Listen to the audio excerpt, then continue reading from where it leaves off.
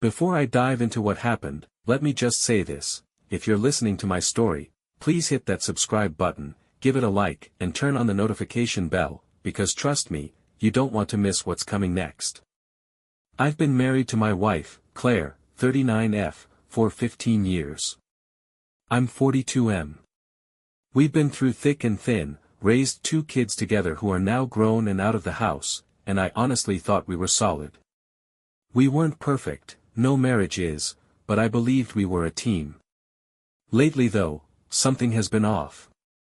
It started with little things. She's been glued to her phone constantly, and whenever I walk into the room, she flips it face down like she's guarding state secrets. At first, I didn't think much of it.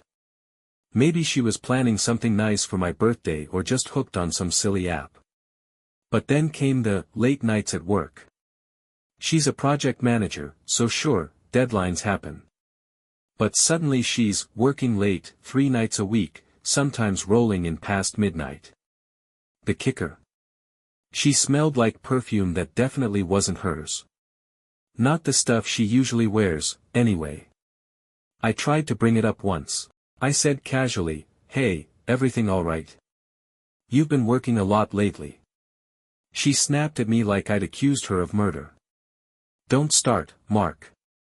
You know how stressful my job is. Maybe if you tried harder at your own career, I wouldn't have to work so late." That one stung. I've been holding down a steady job as an accountant for years, keeping us afloat through all her ups and downs at work. But instead of pushing back, I let it slide. Maybe I didn't want to see the truth. Maybe I was afraid of it. The breaking point came last week. She told me she was going out for a girls' night. But the way she dressed up, short black dress, heavy makeup, heels she hasn't worn for me in years.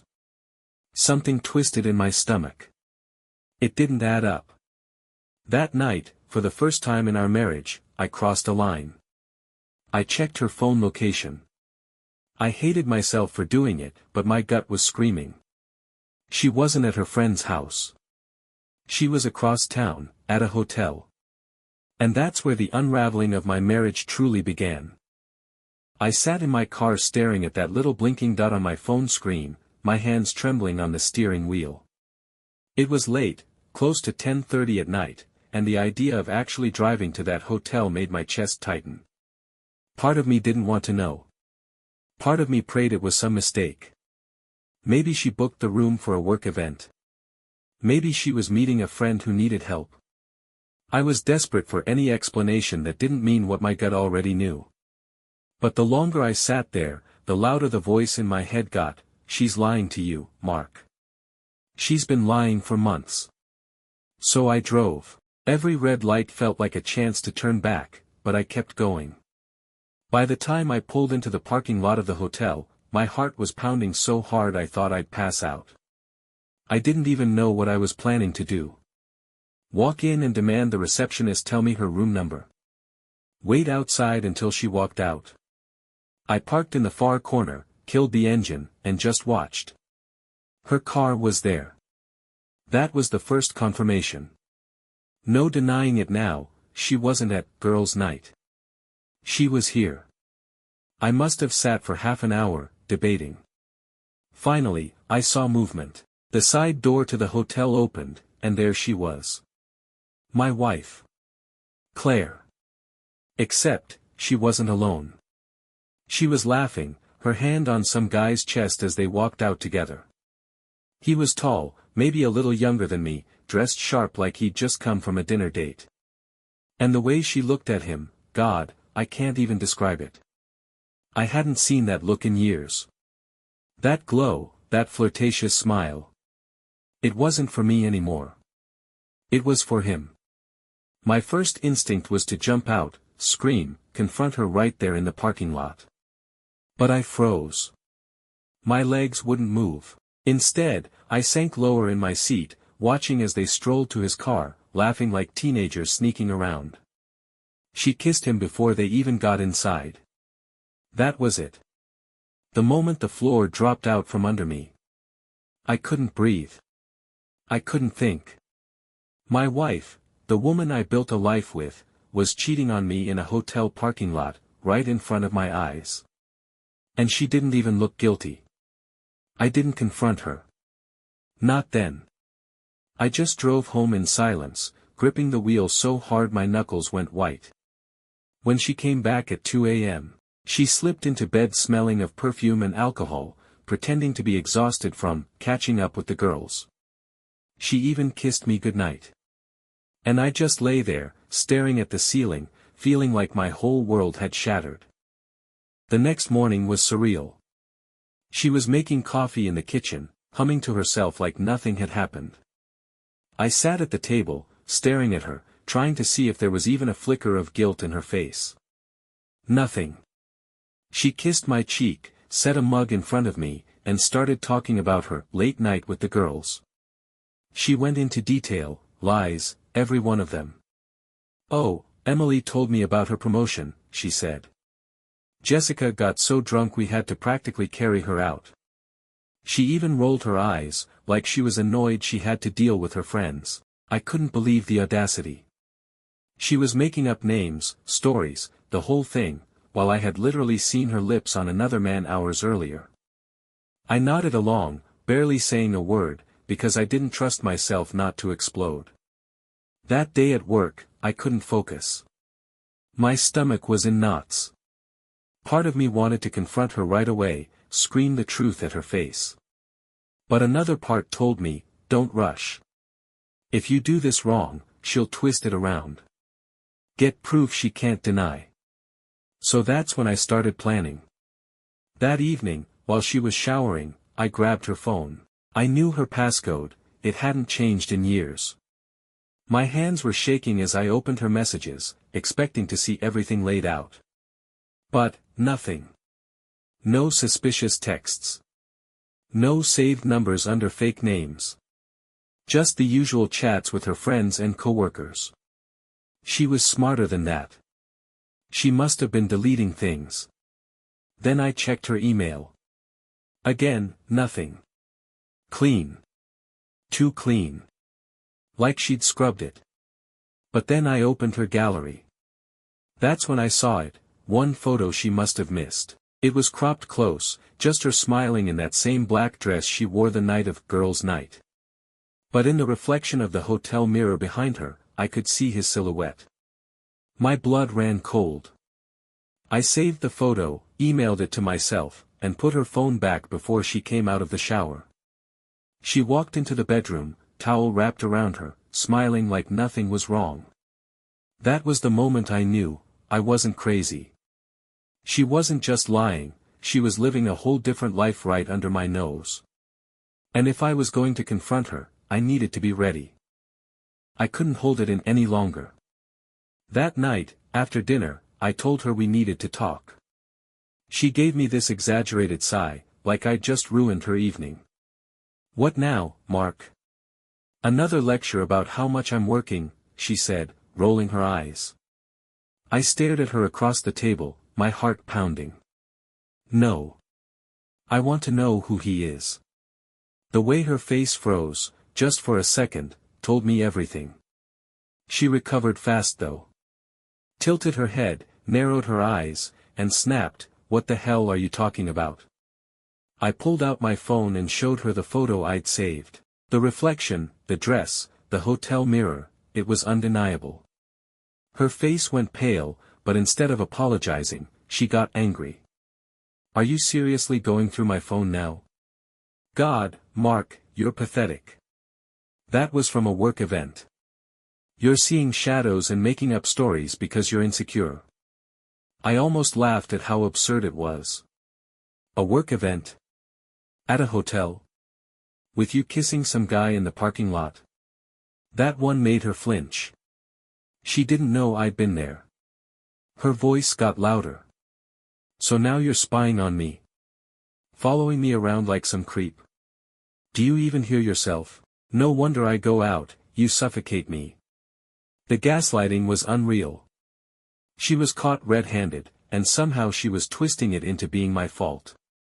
I slammed my hand on the table. "Don't you dare turn this around on me.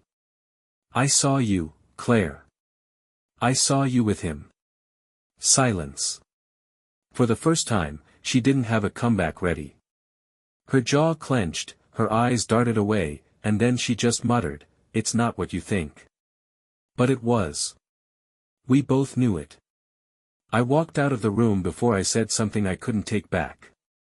My hands were shaking, my chest tight. Part of me wanted her to chase after me, to admit it, to say something real. But she didn't. She stayed in the kitchen. That night, we slept in the same bed, but it felt like there was a canyon between us. She turned her back to me, and I lay there staring into the dark, wondering how long she'd been lying, and how much worse it was going to get. I couldn't hold it in any longer. That night, after dinner, I told her we needed to talk. She gave me this exaggerated sigh, like I'd just ruined her evening. "What now, Mark?" "Another lecture about how much I'm working," she said, rolling her eyes. I stared at her across the table, my heart pounding. "No. I want to know who he is." The way her face froze, just for a second, told me everything. She recovered fast though. Tilted her head, narrowed her eyes, and snapped, "What the hell are you talking about?" I pulled out my phone and showed her the photo I'd saved. The reflection, the dress, the hotel mirror, it was undeniable. Her face went pale, but instead of apologizing, she got angry. "Are you seriously going through my phone now? God, Mark, you're pathetic. That was from a work event. You're seeing shadows and making up stories because you're insecure." I almost laughed at how absurd it was. A work event? At a hotel? With you kissing some guy in the parking lot? That one made her flinch. She didn't know I'd been there. Her voice got louder. "So now you're spying on me? Following me around like some creep? Do you even hear yourself? No wonder I go out, you suffocate me." The gaslighting was unreal. She was caught red-handed, and somehow she was twisting it into being my fault.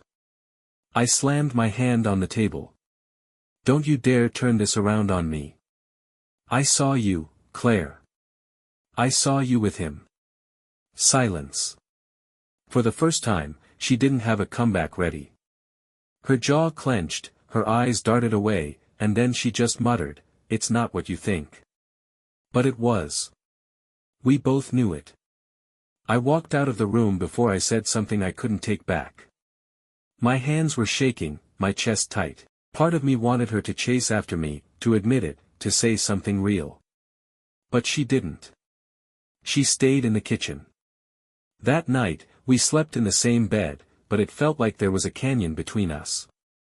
She turned her back to me, and I lay there staring into the dark, wondering how long she'd been lying, and how much worse it was going to get. After she stormed out that morning, I sat there replaying everything in my head. Jason. That was the name she dropped so casually, like tossing a bone to a dog. I knew she expected me to swallow it, to convince myself I was overreacting. But instead, I opened my laptop. If she was going to feed me lies, I was going to dig for the truth. I started with LinkedIn. Claire had a dozen connections from work, and sure enough, I found him. Jason, our mid-30s, worked at a partner company. His profile picture looked exactly like the guy I saw her with outside the hotel. Same height, same build, same smug grin. My stomach twisted. Scrolling through his profile, I noticed something else: recent posts from corporate mixers, dinners, networking events. And there she was, in the background of one of the photos, laughing a little too closely at one of his jokes, touching his arm. My hands clenched into fists. I took screenshots of everything. Dates, times, photos. I wasn't crazy, this was real. Next, I checked our shared phone plan account. Claire never noticed that I was the one who paid the bill, which meant I had access to call and text logs. I pulled them up and nearly dropped my phone. There were dozens of calls to the same number, always late at night, always deleted from her actual phone. Jason's number. My blood ran cold. She'd been meticulous, erasing her tracks, but not meticulous enough. I stayed up half the night piecing it all together, screenshots, logs, everything. The evidence was stacking higher and higher, but with each new piece, I didn't feel satisfaction. I felt sick. My wife, the woman I trusted with everything, was living a double life. The next day, I tried to act normal. She came home, smiled, asked about dinner, as if we weren't both living in two different realities. I wanted to shove the evidence in her face right then and there. But no. Not yet. Because deep down, I realized something: she'd never admit to anything unless I caught her in the act. So I made a decision. I was going to follow her. The following Thursday, she told me she had another late night at work. By then, those words were like poison in my ears. I nodded, pretended to be distracted with my laptop, and told her, "Don't stay out too late." The second the door shut, I grabbed my keys and followed. I kept my headlights off until I was a few blocks behind her. My heart was pounding so loud I thought she might hear it even from her car. I'd never done anything like this in my life, and I felt both ridiculous and terrified. She drove straight across town. Not to the office. Not anywhere near it. Instead, she pulled into the same damn hotel parking lot I'd seen before. That alone was enough to make my stomach drop, but what happened next made my blood run cold. She didn't go in alone. Jason's car pulled in just minutes later. He got out, casually waved like this was a routine, and she ran to him. Ran. Like a teenager seeing her crush.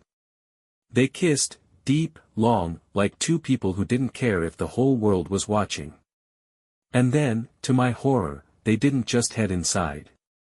They lingered by the car, laughing, holding hands. She pulled out her phone, took a selfie of the two of them, kissed his cheek. My wife. Taking cute couple selfies with another man in the same way she used to with me when we first started dating. I sank lower into my seat, gripping the steering wheel until my knuckles turned white. My stomach churned. I told myself I'd just watch them go inside and leave it at that. But as I sat there, something unexpected happened. Claire's phone rang. She picked up, still smiling, still holding Jason's hand. And then, clear as day, I heard her voice carry across the lot, "Hey, honey. Yeah, I'm just finishing up at the office. Don't wait up, okay? Love you." She was on the phone with me. I stared at my phone buzzing on the passenger seat. My wife was looking right at Jason while telling me she loved me. My stomach turned to ice. I didn't answer. I let it ring out. And as I sat there, watching her disappear inside with him, I realized two things: she wasn't just cheating. She was comfortable doing it. If I didn't act soon, she was going to keep living two lives and leave me drowning in lies. That night, I made up my mind. The next time she tried this, I wouldn't just follow. I would catch her red-handed, face to face, with no way for her to spin it. I didn't sleep for days after that night. Every time I closed my eyes, I saw her kissing him, laughing with him, calling me while holding his hand. The betrayal cut deeper each time I replayed it. By the following week, I'd had enough. I wasn't going to be gaslit anymore. I wasn't going to let her walk all over me with her lies. If she wanted to keep denying it, then I was going to make sure there was no way out. So when she told me again, "Another late meeting, don't wait up," I nodded calmly, kissed her on the cheek, and wished her luck. But the second the door closed, I grabbed my phone, wallet, and keys, and headed straight for that hotel. This time, I wasn't hiding. I parked right out front and waited. Sure enough, 15 minutes later, Jason's car pulled up. Claire stepped out of her own car, looking better than she had for me in years: heels, tight dress, lipstick I hadn't seen her wear since our honeymoon. My chest burned with anger. They walked inside together, arms brushing, laughing like they belonged to each other. That was my breaking point. I marched into the lobby, my heart hammering in my chest. The receptionist looked up nervously as I stormed past, but I didn't care. I scanned the elevators, the hallways, until I spotted them at the check-in desk. Claire's back was to me, Jason was leaning against the counter, smirking at something she said. And then I spoke. Loud enough for the whole lobby to hear. "Enjoying your late night at the office, Claire?" Her head snapped around so fast I thought she might break her neck. Her face went pale, then flushed crimson. Jason's smirk faltered. "Mark," she hissed, eyes wide. "What the hell are you doing here?" I stepped closer, my voice steady but shaking with fury. "What am I doing here? That's my question for you. Tell me again about those late meetings, about girls' nights, about how I'm just insecure and paranoid." The entire lobby was silent. People were staring. She sputtered, trying to form words, but nothing came out. Jason, to his credit, or maybe stupidity, stepped forward like he was going to defend her. "Hey man, calm down," he said, holding his hands up. I looked him dead in the eye. "Stay out of this. You know exactly what you're doing." Claire finally found her voice, but instead of apologizing, she snapped, "You're embarrassing me. Stop making a scene." I laughed. Embarrassing her? She was caught in the middle of a hotel lobby with her affair partner, and somehow I was the problem. For the first time in months, I felt something shift inside me. I wasn't crazy. I wasn't paranoid. I had the truth standing right in front of me, and the whole damn world could see it too. And I wasn't going to let her twist it anymore. The lobby was silent. Claire's face went through a full spectrum, shock, panic, anger, all in the span of a few seconds. Jason tried to play it cool at first, but when he noticed the hotel staff staring and guests whispering, his smirk disappeared. "Look, man, let's just," he started, but I cut him off. "No. You don't get to just look or let it slide." I took a step closer. "I want everyone to hear the truth. You've been cheating on me for months." Claire's voice cracked as she tried to deny it. "Mark, please.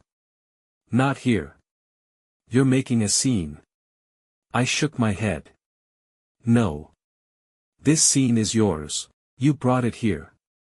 I saw you. I have the photos. I have the evidence. And now the people around us can see it too." Guests began whispering, some even pulling out their phones. The receptionist looked horrified but didn't stop me. Jason's hands twitched at his sides. "I don't want trouble," he said nervously. "I'm not trying to. You're the guy my wife has been lying to me about for months." "You are trouble," I said, my voice steady, icy. Claire grabbed my arm, trying to pull me away. "Mark. Stop. We can talk later." "No," I said firmly, freeing my arm. "We're talking now. Everyone can see what you've been doing.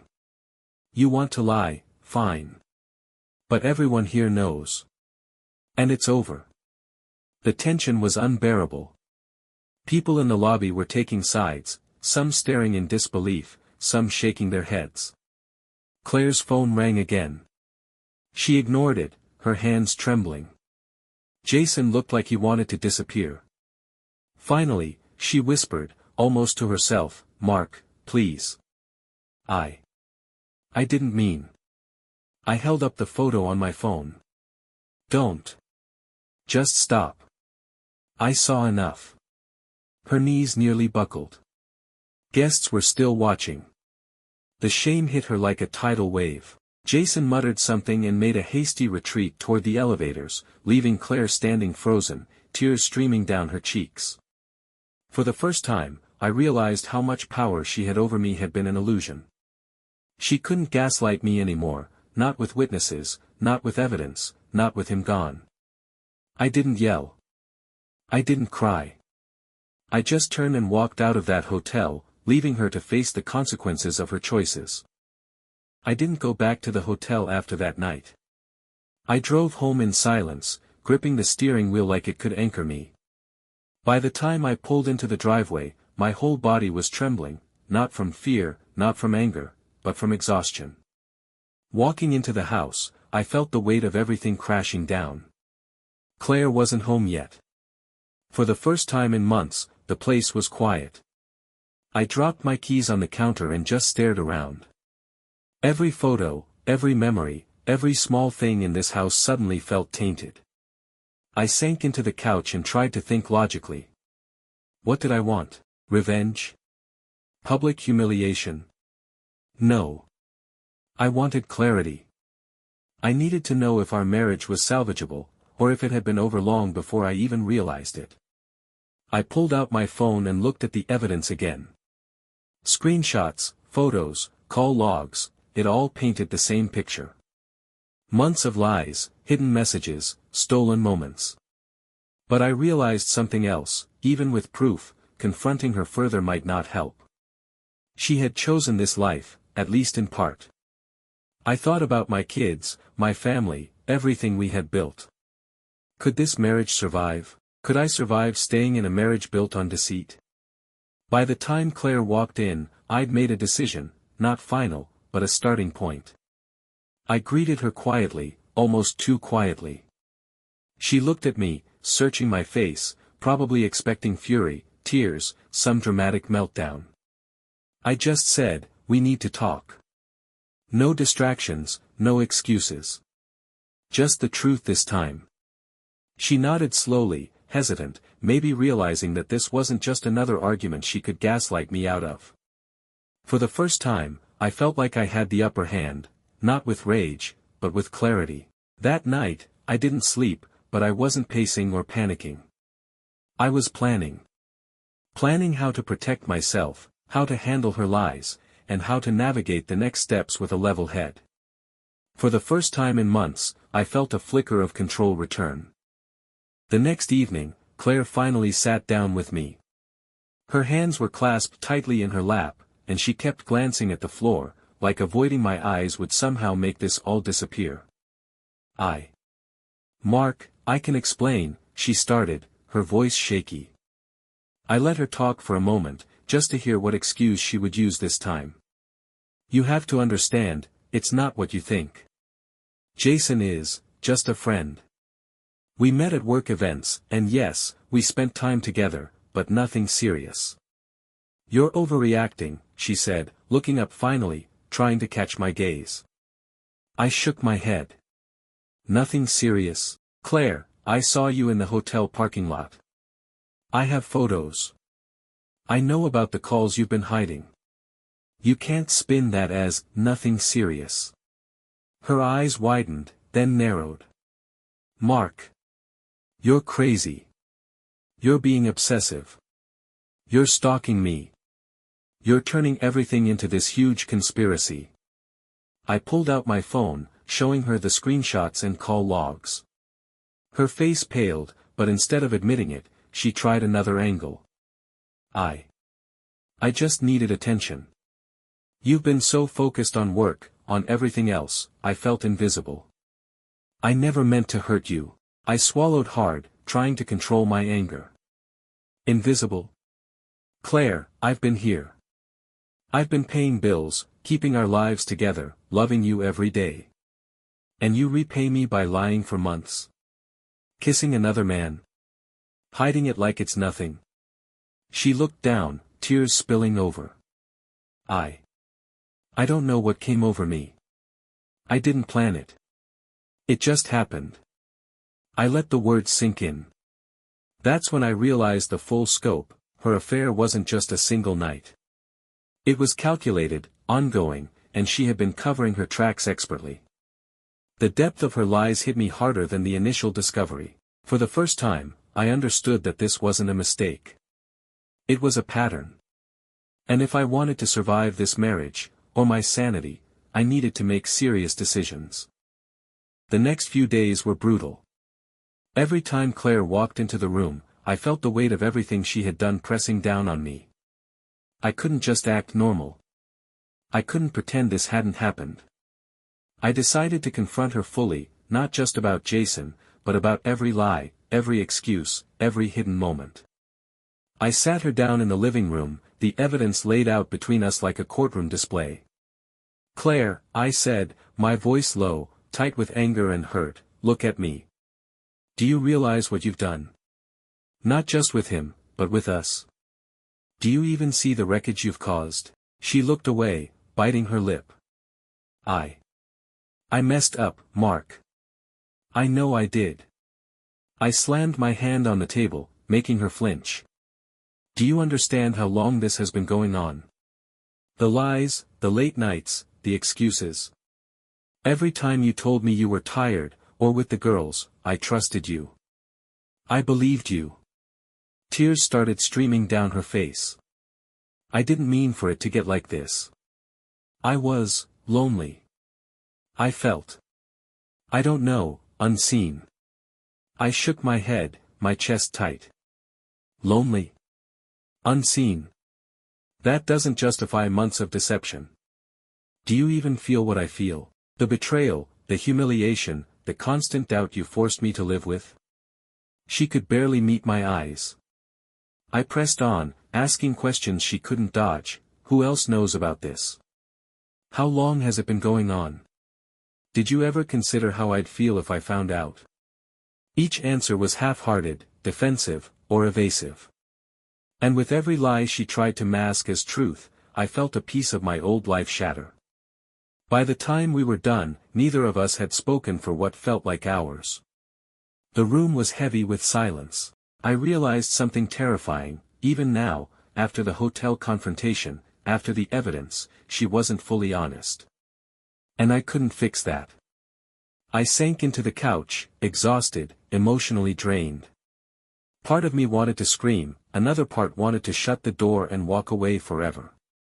I knew I had a decision to make, one that would affect the rest of my life. The morning after our confrontation, I woke up feeling like I had aged 10 years overnight. My mind was racing, cycling between anger, sadness, and cold calculation. I realized I couldn't just drift through this. Claire had chosen her path, and I had to choose mine. I started making lists. Not just mental ones, but real, written plans, what I needed to protect, my finances, my home, my kids. What boundaries I had to set with Claire if I stayed. What conditions would make reconciliation even remotely possible. What steps I needed if I decided to leave, including legal advice and moving logistics. It wasn't about revenge, it was about survival. My self-respect demanded clarity, and my heart demanded honesty. Later that day, I asked Claire to sit down with me again. This time, I was calm but firm. I need to know one thing, I said. Do you want to try to fix this, or is this over? She hesitated. For the first time, I saw real fear in her eyes. I want to try, she whispered. I nodded slowly. Then we need rules, boundaries, and transparency. No excuses, no lies, no hiding. Every step forward will be earned. But know this, if I catch another lie, that's it. No second chances. She agreed, though I could tell part of her heart wasn't fully in it. And I realized something essential. Even if we survived, our marriage would never be the same. Trust, once broken like this, leaves permanent scars. That evening, I felt a strange mix of relief and dread. Relief that I had confronted everything, set boundaries, and started planning, but dread at the uncertainty of the road ahead. I had taken control of my life again, but the emotional cost was staggering. I didn't know if we'd truly recover, but I knew I couldn't live in denial anymore. I had to face reality, no matter how painful. Over the next few weeks, life settled into an uneasy rhythm. Claire and I started attending counseling sessions together. At first, I felt awkward, like a stranger trying to rebuild a home I once knew. Every word she spoke was measured, apologetic, and often defensive. I had to remind myself constantly that change doesn't happen overnight. At home, I set strict boundaries for both of us. No secret phones, no hidden passwords, no unexplained absences. She complied, mostly, but I could see the tension in her shoulders, the small sighs of frustration when I insisted on transparency. Part of me felt guilty for being so rigid, and another part felt necessary. I needed proof that the betrayal wouldn't repeat. Emotionally, I felt like I was on a tightrope. One day I would feel hopeful, catching glimpses of the woman I once loved. The next, I would be slammed by memories of betrayal, text messages, hidden calls, stolen moments that had no right to exist. I couldn't escape the weight of it, but I was learning to carry it without breaking. I also started journaling again. Writing down every thought, every pang of anger or sadness, helped me process the chaos inside. Slowly, I began recognizing patterns in my feelings, the flash of anger when she lied, the dull ache of loss, the tiny sparks of forgiveness when she showed effort. One evening, after a long day at work, I found Claire in the kitchen, preparing dinner quietly. She glanced up at me, eyes apologetic but genuine. "I'm trying, Mark. I know I hurt you, but I want to make it right," she said softly. I nodded, swallowing the lump in my throat. "I see that," I replied. "And I want to believe you. But you have to understand, this isn't easy for me. Trust isn't automatic, it's earned, day by day," she agreed. And in that moment, I realized something profound: even if our marriage survived, it would be forever changed. But I also realized that my self-respect, my boundaries, and my willingness to face the truth head-on gave me the chance to rebuild something real, something stronger, even if fragile. I took a deep breath, letting a small sense of peace wash over me. The road ahead was uncertain, but for the first time in months, I felt like I had a steering wheel in my hands again. Months had passed since the storm of betrayal hit our lives. Claire and I had trudged through counseling sessions, honest conversations, and countless emotional battles. Some days were easier, others felt like wading through quicksand. Ultimately, I realized that the most important choice wasn't about revenge or punishment, it was about me. My dignity, my mental health, and my sense of self could no longer depend on someone else's honesty. I had to take control of my life. I sat Claire down one evening and laid everything out calmly. "I've thought about us, and I've thought about myself. I can't go back to the way things were, and neither can we pretend everything is fine. I need time, space, and clarity to decide what our future looks like. I am willing to work on trust, but it will be slow, and it will be earned every day." She nodded, tears in her eyes, genuinely remorseful. "I understand," she whispered. Walking away from that conversation, I felt an unexpected sense of liberation. For the first time in months, I wasn't consumed by anger, guilt, or doubt. I was thinking about myself, my passions, my future, my happiness. And for the first time, I realized that the hardest betrayals sometimes give you the clearest path forward. I also learned that forgiveness doesn't mean forgetting, and love doesn't mean sacrificing your self-respect. Sometimes, it's about setting boundaries, demanding honesty, and taking the painful steps needed to reclaim your life. To anyone out there facing betrayal, it's okay to feel broken. It's okay to be angry, sad, and lost. But don't let someone else's choices define your worth. Protect yourself, demand honesty, and remember that your life, and your happiness, matters. If you've made it this far in my story, please subscribe, like, and turn on notifications. Sharing experiences like this helps us all learn, grow, and navigate the messy, unpredictable path of love and trust. Thank you for listening.